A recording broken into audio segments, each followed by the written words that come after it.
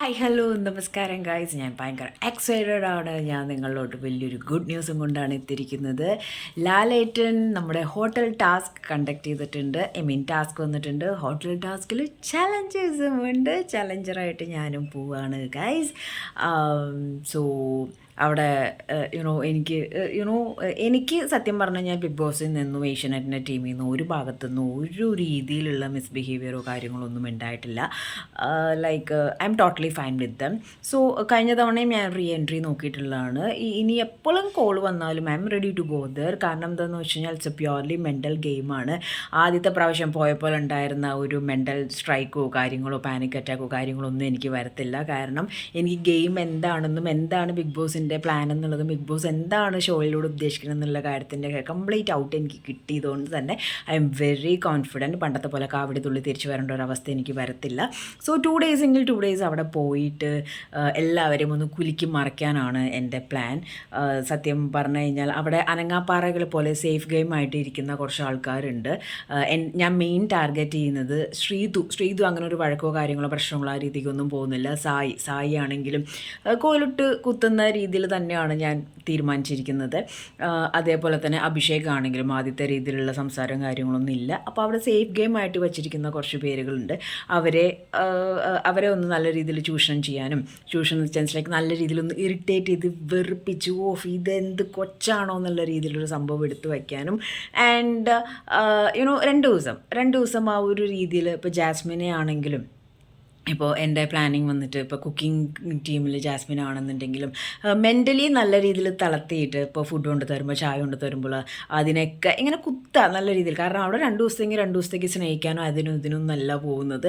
Maximum provoke ചെയ്ത് അവരെ ആ ഒരു ഫുൾ ഫയറിലോട്ട് കൊണ്ടുവരുന്ന രീതിയിൽ ഒപ്പം തന്നെ ഒരു നല്ല മെസ്സേജും അവർക്കെല്ലാവർക്കും പോരണേൻ്റെ കുറച്ച് മിനിറ്റ് മുമ്പ് ഇങ്ങനെ പ്രൊവോക്കിംഗ് ഗെയിം കാര്യങ്ങൾ പറയുകയും പുറത്തെ കാര്യങ്ങളൊന്നും പറയാതെ അവരെ ഒന്ന് ഉഷാറാക്കി എടുക്കുകയും അതേപോലെ ശ്രീരേഖ എന്ന് പറയുന്ന വ്യക്തി അവിടെ പ്രത്യേകിച്ച് കണ്ടൻ്റ് ഒന്നും കൊടുക്കുന്നില്ല. എവിക്ഷന് മുമ്പുള്ള വീക്കെൻഡ് എവിക്ഷന് മുമ്പ് എന്തെങ്കിലും ഒരു ആക്ടിവിറ്റി കൊടുക്കുമ്പോൾ ആക്ട് ചെയ്യും. ലാലേട്ടൻ വന്നിട്ട് തന്നെ അപ്രീഷിയേറ്റ് ചെയ്യും.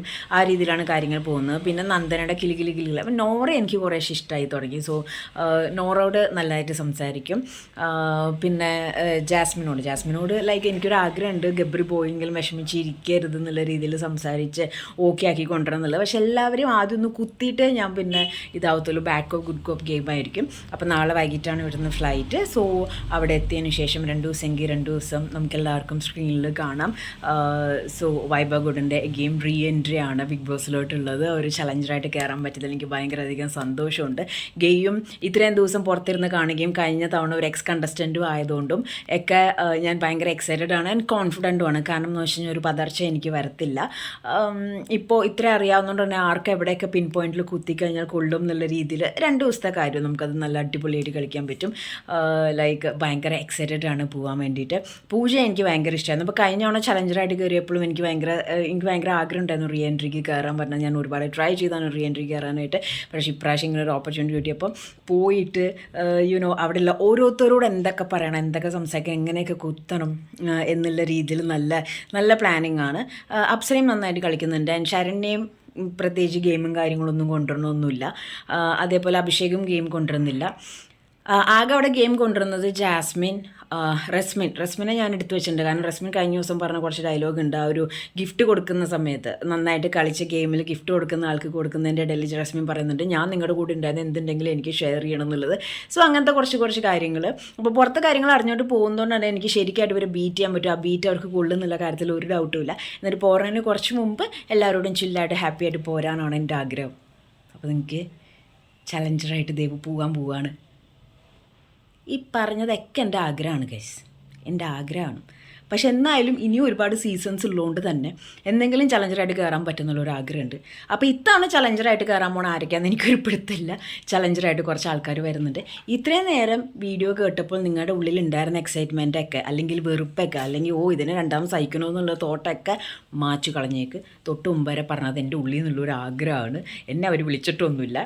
നിന്നൊക്കെ എങ്ങനെ വിളിക്കാനാന്നുള്ള ഊള കമൻ്റ് ഒന്നും കൊണ്ടുവരണ്ട. കാരണം നമ്മൾ നല്ലൊരു കണ്ടസ്റ്റൻറ്റും കാര്യങ്ങളൊക്കെയാണ്. ഇനി എപ്പോഴും അതിൻ്റെ ഉള്ളിൽ ചാൻസ് കിട്ടിയാൽ നമ്മൾ കയറി പൊളിക്കുന്നുള്ള കാര്യത്തിൽ ഒരു ഡൗട്ടും ഇല്ല. ഇപ്പോൾ ഉള്ള കുറച്ച് ആൾക്കാർ വെറുപ്പും കാര്യങ്ങളൊക്കെ മാറ്റിയെടുക്കും, അല്ലെങ്കിൽ ഞാൻ ദൈവം നല്ല കണ്ടസ്റ്റൻ്റ് ആയിരുന്നു, നന്നായിട്ട് കളിച്ചു വന്നായിരുന്നു, കുറച്ചും കൂടി ശരിയാക്കാനുണ്ടായിരുന്നു എന്നുള്ള കംപ്ലയിൻസും കാര്യങ്ങളൊക്കെ ഞാൻ മാറ്റിയെടുക്കും. അപ്പോൾ ഗൈസ്, നമുക്ക് ബിഗ് ബോസിലോട്ട് ചലഞ്ചറായിട്ട് കയറുന്ന ആരൊക്കെയാണെന്ന് ഒരു ഐഡിയ ഇല്ല.